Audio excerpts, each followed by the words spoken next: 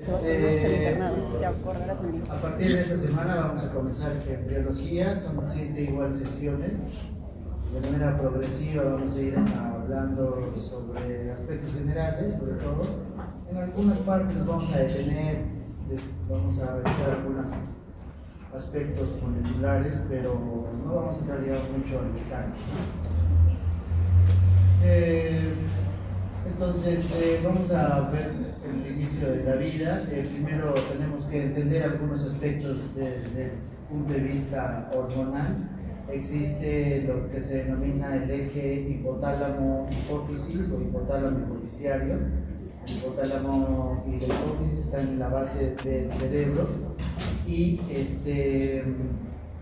estas dos estructuras están en una comunicación constante a través de este sistema portal. Ambas estructuras entonces van a ir secretando algunas hormonas y la que va a dirigir, digamos, todo el eje es principalmente el hipotálamo, ¿no? Y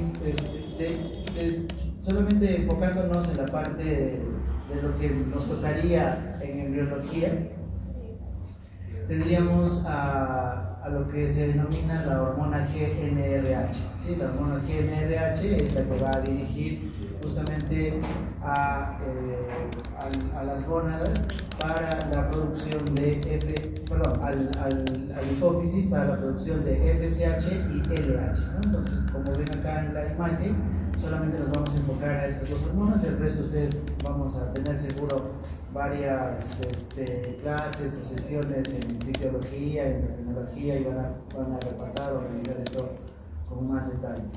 Entonces, tenemos la GnRH que se va a secretar en el hipotálamo, va a estimular a la hipófisis para que secrete FSH y LH, y estas dos hormonas en varones y mujeres llegan a las gónadas respectivamente, testículo y ovario, y cada una de ellas va a producir, digamos, una hormona final, ¿no? Entonces esa es la idea: hipotálamo, hipófisis, y ahí faltaría lo que se denominan las gónadas, ¿no? Tendríamos entonces testículos y ovarios. Entonces, específicamente relacionado al ciclo ovárico, que dura en promedio 28 días, tenemos entonces en el hipotálamo se secreta la hormona GnRH. El término, digamos, en la traducción sería la hormona liberadora de gonadotrofina, ¿no? La GN significa gonadotrofina, y H hormona y R gonadoliberación, ¿no? Hormona liberadora de gonadotrofina. Entonces se secreta a través de esos vasos comunicantes. Eso seguramente lo van a leer, repasar o aprender en anatomía o en neuroanatomía, y esta molécula viaja a través de este sistema, llega hacia la hipófisis anterior. Entonces significa que hay una hipófisis posterior y una hipófisis media, ¿no? Entonces tenemos viajes en la hipófisis anterior, y en la hipófisis anterior se va a secretar entonces la LH y la FSH. La FSH tiene la misión de promover el crecimiento de esta estructura que se denomina el folículo. Ya el folículo entonces está constituido por el ovocito y las células foliculares. Entonces, las células foliculares más el ovocito sería el folículo. Este folículo entonces va a ir creciendo progresivamente como si fuera un balón de fútbol, de básquet, ¿no? Que se va a ir inflando progresivamente, va a ir creciendo, y ese crecimiento, justamente, repito, está estimulado por esta hormona que se llama la FSH, ¿no? Luego tenemos la LH, que es una hormona que principalmente va a estar relacionada a la ovulación. Entonces acá tenemos este folículo que les decía hace un momento, que va a ir creciendo en tamaño. Tiene un tamaño determinado que aproximadamente, según algunos autores, puede llegar a ser hasta 30 milímetros, ¿no? O sea, casi 3 centímetros, muy, muy grande. Llega a ese tamaño y revienta, ¿sí? Y al reventar, lo que va a hacer es promover que este ovocito que está adentro, es como si fuera una canica, un tiro que está adentro, llegue a salir, ¿no? Entonces sale y en este proceso está promovido, repito, por la LH, ¿no? Entonces acá vamos a ver a lo que se denomina la ovulación. ¿Listo? Entonces tenemos FSH y LH y GNRH y ahí acaba el cuerpo. Acá en esta imagen también ustedes están viendo otras hormonas, ¿no? Como el estradiol y la progesterona. Ambas hormonas, ¿dónde se secretan?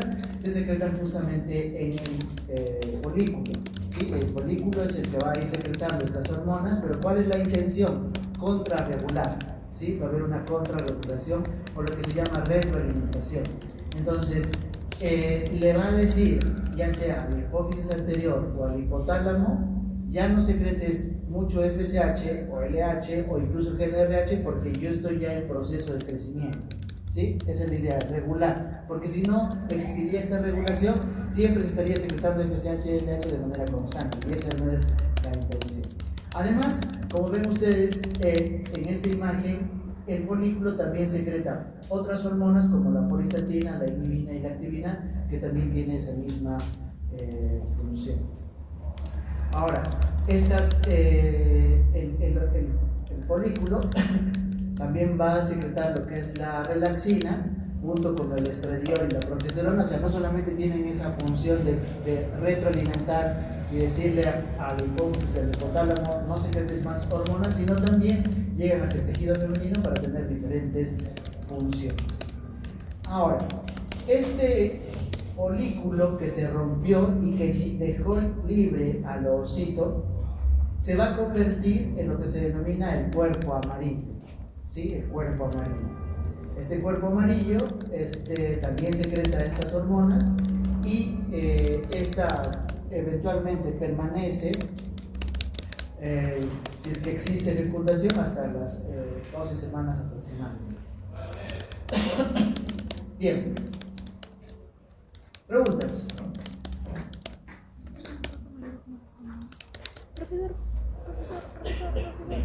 Profesor, ¿cómo se transformaba en cuerpo amarillo? O sea, cuando lo libera automáticamente se convierte. O sea, sí, se libera al ovocito y ya esta estructura, digamos, adquiere otro nombre que se denomina cuerpo amarillo. Y automáticamente se va a Sí, convertir. o sea, solamente cambia el nombre. Ok. Muchas cosas en medicina,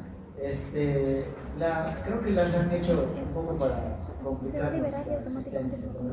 O sea, le cambian de nombre nada más, pero es la misma estructura. O sea, esta es la misma estructura. O sea, podríamos decir, de repente le podríamos cambiar otro nombre, ¿no? Folículo envejecido, folículo cuaternario, folículo sin ovocito, de repente para que sea fácil de acordarnos, ¿no? Pero no, le cambian a cuerpo amarillo, ¿no?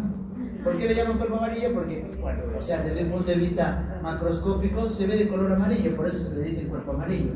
Pero, claro, acuérdense de que todas estas descripciones, o traten de tener en cuenta la historia, que probablemente al inicio lo único que teníamos acceso era visualizaciones macroscópicas, ¿no? No teníamos el microscopio para poder visualizar esto.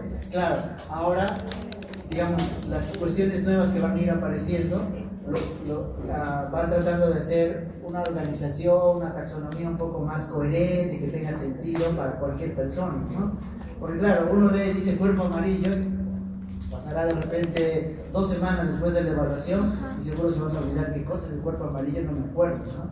Claro, pero si le dirían, es un folículo sin ovocito, se van a acordar que ese folículo sin ovocito tiene una misión durante el embarazo. Pero bueno, tiene otro nombre simplemente, cuerpo amarillo, ¿no?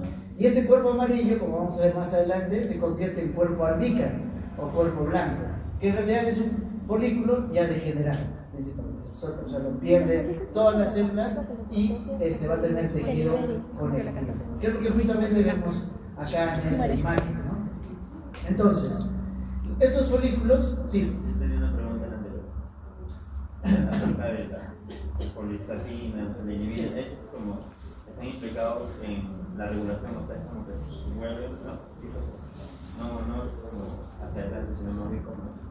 O sea, estas son hormonas de retroalimentación. Como ven ustedes acá, la flecha está viajando hacia el hipófisis anterior y hacia el hipotálamo, ¿no? Todo lo que ustedes ven que se va hacia según la flecha, esa es, digamos, la vía. Claro, y feedback. totalmente contrario al estadio. Es como que te dicen, ya no produzcas más. Ya estoy. El Ya estradiol, estoy claro, la entonces. progesterona también Yo voy a regresa, liberar o sea, el mejor óvulo, dicho, ya no tiene produzcas una más. contrarreacción, Esta una para que retroalimentación, no se pero también actúan en el tejido femenino, ¿no? Para diferentes funciones. Profesor, el cuerpo amarillo dura hasta las 12 semanas si es que hay Sí, es fecundación. que Ah, ya. Después, ¿qué pasa con él? ¿Se degenera? Cuerpo Ah, ya. albicans. Se convierte a eso vamos a ver en el- Ah, ya. cuerpo amarillo. Entonces, hasta las 12 semanas, cuerpo albicans. El folículo hemos comentado que está compuesto ¿por qué? Por el ovocito, y el ovocito es una célula bien grande, bien grande. Vamos a ver en el laboratorio la próxima semana que el ovocito tiene un tamaño, digamos, respetable, ¿no? En comparación a las células foliculares que son pequeñitas, ¿sí? Son muy pequeñas. Y en comparación, por ejemplo, a la espermatogonia y mucho menos al espermatozoide, porque el espermatozoide es un punto, ¿no? Un punto, mientras que el ovocito sí se puede ver, ¿no? Y se ve claro, incluso se ve su núcleo, se ve su nucleolo con bastante facilidad. Entonces, el ovocito más las células foliculares es el folículo primordial. Esta misma estructura se convierte en folículo primario, folículo secundario y folículo terciario. Entonces, el folículo primordial, ¿de qué se diferencia del folículo primario? La diferencia principal desde el punto de vista histológico es que las células foliculares en el folículo primordial son planas, son planitas, ¿sí? Están como aplastadas. Y en el folículo primario son cúbicas, o sea, como que se inflan, ¿sí?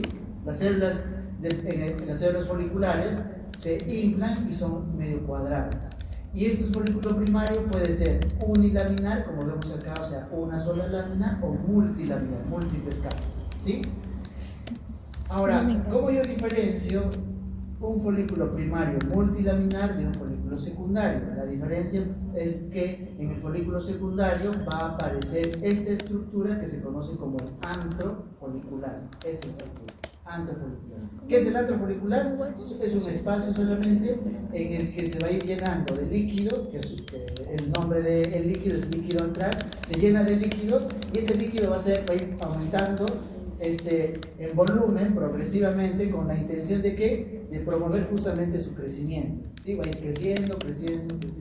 ¿Para qué? ¿Cuál es la finalidad? Al final es que crezca tanto que reviente, ¿sí? Que reviente. ¿Y para qué va a reventar? Para liberar al ovocito.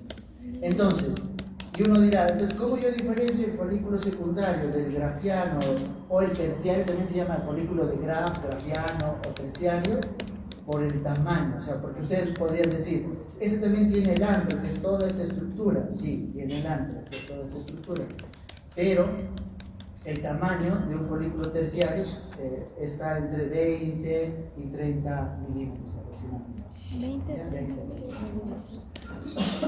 Las partes del folículo, entonces, son la lámina basal, que está hacia la parte externa de estas células foliculares, las células foliculares, y el ovocito, de afuera hacia adentro.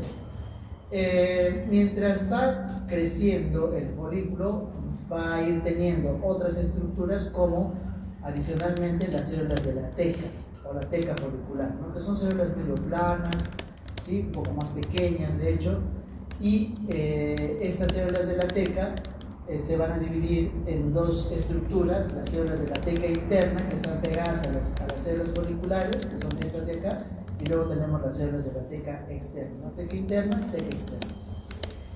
Adicionalmente, entonces tenemos, les decía hace un momento, el antro folicular, cuando ya aparece el antro en el folículo secundario, que es toda esta estructura.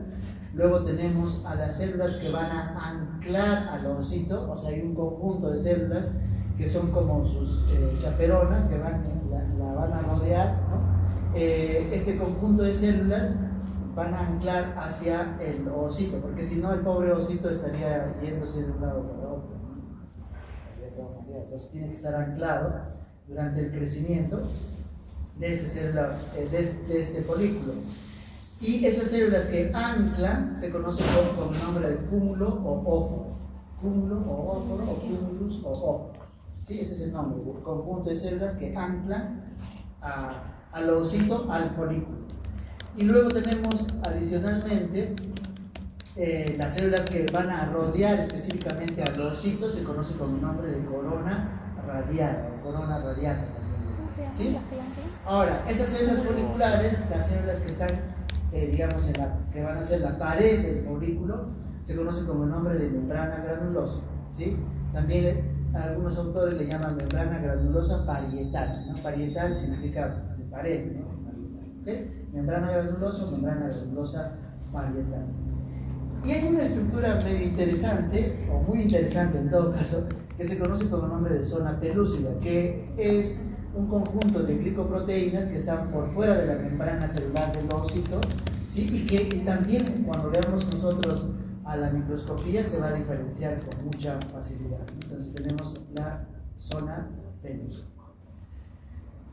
Ya habíamos comentado hace un momento, si existe, bueno, la ovulación, toda esta estructura, ¿qué pasaría, digamos, con un balón desinflado? ¿Qué forma va a tener? ¿Qué forma tendría? ¿Qué creen? Se va a arrugar, pues, ¿sí o no? Ya, eso es lo que pasa acá, ¿sí? Por eso tiene esta estructura festoneal. O sea, miren acá cómo se está arrugado, ¿no? ¿Cómo se ha arrugado, perdón? ¿Sí? Se arruga y hace estos festones, ¿no? Eso es entonces el cuerpo amarillo. El cuerpo amarillo está constituido, las células de la granulosa, sí. ¿Por qué más está constituido? El antro, ¿no? Porque ya, digamos, ha desaparecido. Las células de la teca, sí. Pero cambia de nombre, le llaman granuluteínicas y tecoluteínicas, que es lo mismo en realidad, ¿no? Pero acá, digamos, un poco más fácil, ¿no? Granuluteínicas y tecoluteínicas significaría que es el cuerpo amarillo. Entonces, en un ovario vamos a observar diferentes estructuras, desde el folículo primario, primordial, secundario, terciario, etc., ¿no? Esto se puede, incluso el cuerpo amarillo va a depender del estadio del desarrollo. Desde el punto de vista, ya juntando el concepto que hablábamos hace un momento, hormonal, y además los cambios a nivel del endometrio, en el ciclo menstrual, lo que vamos a observar es lo siguiente, ¿no? Ya hemos hablado que progresivamente se va a seleccionar un folículo, y este folículo va a ir creciendo, ¿no? Hasta la ovulación. Lo que queda del folículo se convertirá en cuerpo amarillo, y si no existe fecundación, este cuerpo amarillo se convierte en cuerpo alto. Ese, digamos, es el camino del cuerpo amarillo y lógicamente de este folículo, ¿no? A nivel de los cambios endometriales en el endometrio, lo que vamos a ver los primeros días del ciclo, una disminución en el volumen, ¿no? Del endometrio, y esta disminución en el volumen del endometrio va a hacer que alcance algunas células, algunos vasos sanguíneos, y por eso existe la menstruación, ¿no? Y luego otra vez se recupera el tamaño, el endometrio, ¿no? Hasta, digamos, los 28 días aproximadamente, ¿no? Y todo esto está controlado por principalmente la secreción hormonal, ¿no? Entonces tenemos en los primeros días del ciclo casi todas las hormonas están bajas, ¿sí? Por eso que cuando el endocrinólogo o ginecólogo quiere evaluar el estado hormonal de una mujer, lo va a pedir en ciertos momentos del ciclo menstrual. No lo puede pedir, digamos, en cualquier momento. Se tiene que decirle, cuando esté en este ciclo, en este momento, le vamos a pedir las hormonas, porque como ustedes ven acá, va a variar, ¿sí? No es que viene, digamos, una paciente a consultar por un tema endocrinológico relacionado al ciclo menstrual y el endocrinólogo o el ginecólogo le va a decir, ya, ok, háganse las hormonas. No, sino le va a decir, en este momento tiene que hacer el estudio para que justamente se pueda evaluar con precisión, porque los niveles hormonales van variando dependiendo del ciclo menstrual. Entonces, inicialmente, por ejemplo, los valores de estas hormonas, FSH, LH, estrógeno y progesterona, están medio bajas, ¿sí? Y luego el FSH, por ejemplo, más o menos en el quinto día, se eleva ligeramente, luego otra vez cae hacia el decimosegundo día, y a la mitad del ciclo tiene un ligero pico, y luego desciende, ¿no? Después del 15º día, y luego entonces vamos a tener valores un poco por debajo que en el primer momento del ciclo menstrual, ¿no? Ustedes ven acá, en la primera mitad del ciclo menstrual el FSH y el FSH está elevado, incluso tiene un pico y luego desciende. Interesante también es esta hormona, la LH, que casi la gran parte del ciclo menstrual está bajo, ¿no? Y solo tiene un pico, ¡pum!, en el 14º, y eso justamente, ese pico va a ser el que va a estimular para que ese folículo libere aquí al ovocito, ¿cierto? Libera al ovocito y vamos a tener la ovulación. Por eso que hablábamos hace un momento que la LH está relacionada a la ovulación. Las otras hormonas, el estrógeno también, por ejemplo, va a tener un pico más o menos el 13º día, 12º día, y luego desciende, y otra vez en la segunda mitad del ciclo tiene un pico, ¿no? Un pico de estrógeno, ¿no? Y la progesterona, igual muy parecido a la LH, está con niveles bajos en la primera mitad y luego va a tener un pico en la segunda mitad, ¿no? Esto principalmente para qué ocurre, que exista una buena cantidad de estas dos hormonas, progesterona y estrógeno, justamente es para que en este periodo, si es que existe ovulación, pueda persistir, digamos, el embrión en el endometrio, ¿no? Esa es la intención. Pero si no hay fecundación, entonces otra vez cae, y justamente la caída de progesterona y estrógenos hace de que este endometrio otra vez disminuya de tamaño y nuevamente comenzamos en el ciclo menstrual. Listo, ¿preguntas? Sí, sí.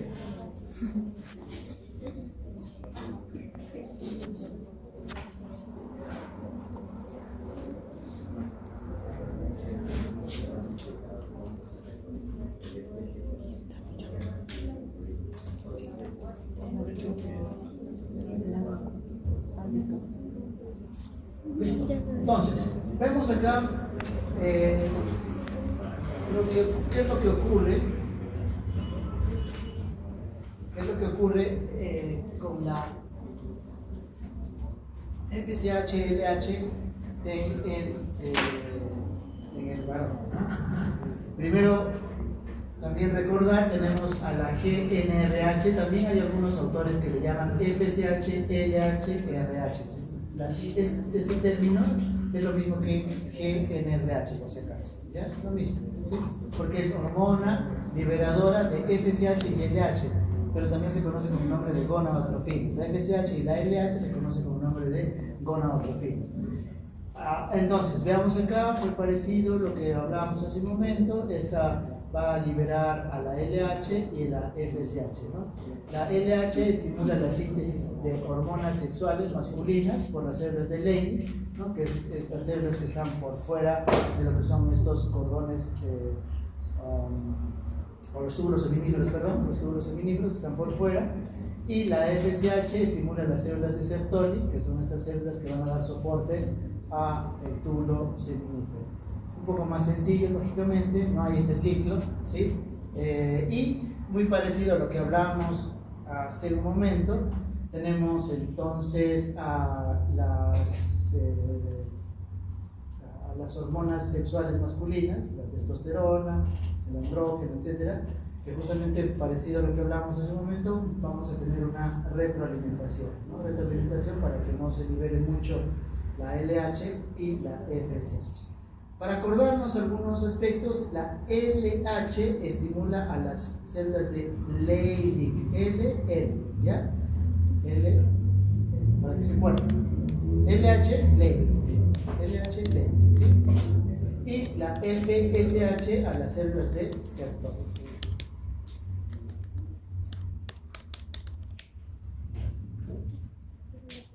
Bien. Ahora veamos rápidamente, seguro también esto ya lo hemos visto algo en genética, también esto lo hemos revisado en la asignatura de biología.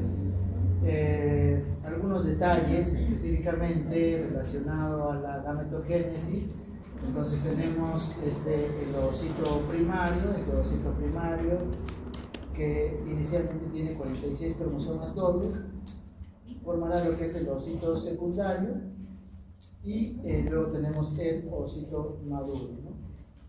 Ya hemos hablado por qué la diferencia en tamaño de estos, también son ovocitos en realidad, ¿no? ¿Sí o no? ¿Qué sería? No ovocitos, ¿sí? Cuerpos Pero claro, polares. porque son pequeños les llaman cuerpos polares. Por eso les digo, a veces estas descripciones lo hacen un poco para que la gente no entienda, no aprenda. Pero bueno, no sé. Cuerpos polares, ¿no? Por ejemplo, un nombre interesante sería mejor ositos diminutos, ¿no? Claro. No, claro, cuerpos polares. Y uno se imagina, ¿no? No sé, ¿no? Los polos, ¿no? ¿Sí o no? Sí. O un oso polar. No, claro. O sea, no son funcionales. Sí, los cuerpos polares estos no son funcionales, ¿no? Estos ositos, los cuerpos polares no son funcionales. Profesor, Por eso que por cada ciclo o por cada folículo solo vamos a tener un ovocito, ¿no? Solo un ovocito. Entonces esa es la característica, la diferencia. ¿Se degenera? ¿solo se degenera? Sí, porque No será- Pero no cumplen una función citoplasma. de ciclo, o sea, van a volver a convertirse en ovocitos más No. adelante. Es igual que el cuerpo albicans. ¿No? Se degenera, se reabsorbe. Solo queda un ovocito nada más. Por ciclo solo queda Entonces, uno. ¿por qué la importancia de su producción? O ¿Para sea, qué? sirven como Porque reserva. son Entonces, No. La idea es justamente, como les hablábamos en la clase de genética, es que esta célula, y se comentaba hace un momento, el ovocito tiene un tamaño interesante, bien grande, respetable, ¿no? Por lo cual es la función. ¿Por qué tiene este tamaño? No es por capricho simplemente, ¿no? No es porque lo que viene de las mujeres es todo bueno, ¿sí o no? ¿Okay? Sino, tiene una misión. ¿Cuál es la misión? ¿Sí?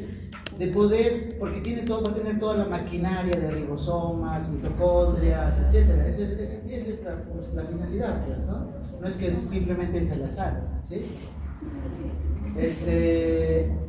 Y como ustedes entenderán, la materia no se destruye de la nada ni se crea de la nada, ¿sí o no?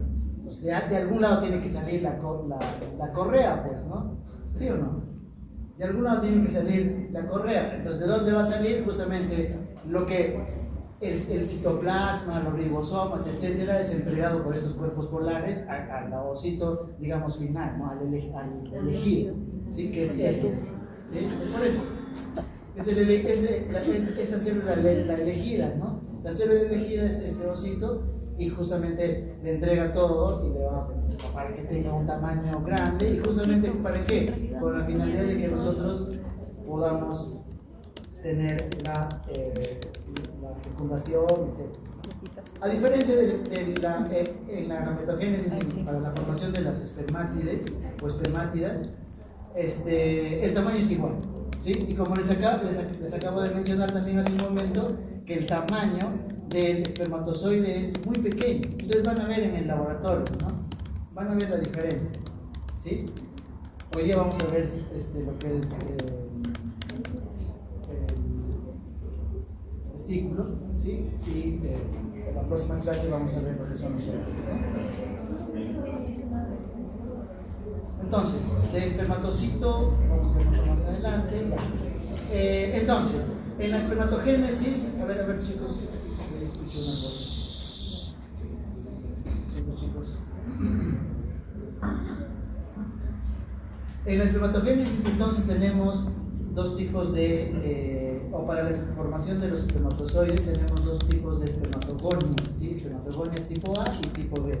Las tipo A son como reserva, ¿sí?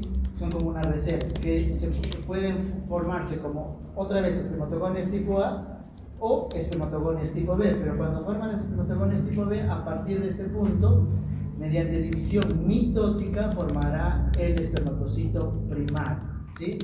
Luego este espermatocito primario, mediante la primera división meiótica, formará el espermatocito secundario, y luego este espermatocito secundario formará lo que es el espermátide o espermátide, ¿sí? Mediante la división meiótica. O sea, de este punto, desde espermatocito hasta espermátide, es meiosis, ¿sí? Meiosis.